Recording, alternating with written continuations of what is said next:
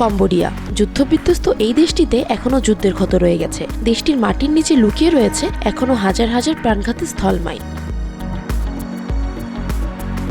1979 সাল থেকে এখন পর্যন্ত স্থল মাইন বিস্ফোরণে নিহত হয়েছে 64,000-এরও বেশি মানুষ, আহত হয়েছেন আরও হাজার হাজার। কৃষকেরা জমিতে কাজ করতে ভয় পান, শিশুরা খেলতে গিয়ে প্রাণ হারিয়েছে এবং সাধারণ মানুষ প্রতিনিয়ত ঝুঁকির মধ্যে বসবাস করছে। এই বিপর্যয় থেকে বেরিয়ে আসার জন্য কম্বোডিয়া নিয়েছে এক অভিনব উদ্যোগ: ইঁদুর দিয়ে মাইন খোঁজা ও অপসারণ করা।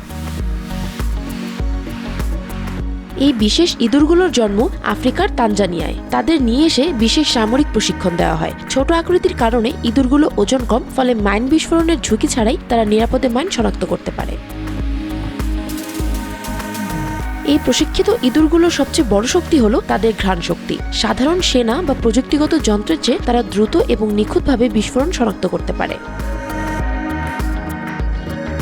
2016 সাল থেকে কম্বোডিয়ায় এই বিশেষ পদ্ধতিতে মাইন অপসারণ শুরু হয়। প্রশিক্ষিত ইঁদুরদের মধ্যে সবচেয়ে বিখ্যাত ছিল মাগাওয়া। তার তীক্ষ্ণ ঘ্রাণ শক্তির সাহায্যে সে 35 একরের বেশি এলাকা নিরাপদ করেছে, বহু মাইন ও অবিস্ফোরিত বোমা শনাক্ত করেছে। এই সাহসিকতার জন্য মাগুয়া পেয়েছিল স্বর্ণপদক, একটি বিরল সম্মান যা সাধারণ মানুষের বীরত্বপূর্ণ কাজের জন্য প্রদান করা হয়। সৈনিকদের মতো তাদেরও রয়েছে বিভিন্ন পদমর্যাদা, থাকার জন্য রয়েছে বিশেষ কোয়ার্টার, আর তাদের পাহারায় থাকেন সশস্ত্র সৈন্যরা। বহু বছর ধরে নিরলসভাবে কাজ করার পর মাগুয়া এবং আরো কয়েকটি ইঁদুরকে অবসরে পাঠানো হয়, কিন্তু কাজ বন্ধ হয়নি। কম্বোডিয়ায় স্থল মাইন শনাক্তের কাজে আরো 20টি প্রশিক্ষিত ইঁদুর যুক্ত করা হয়েছে এবং বর্তমানে নতুন পুরনো মিলিয়ে মোট 48টি ইঁদুর মাইন শনাক্ত করছে। তানজানিয়ায় অ্যাপোপো নামে একটি সংগঠন এই প্রশিক্ষণের দায়িত্বে রয়েছে। ইঁদুরগুলোকে ছোটবেলা থেকেই বিস্ফোরণের গন্ধ চেনানো হয়। প্রশিক্ষণ শেষে তারা মাঠে কাজ শুরু করে।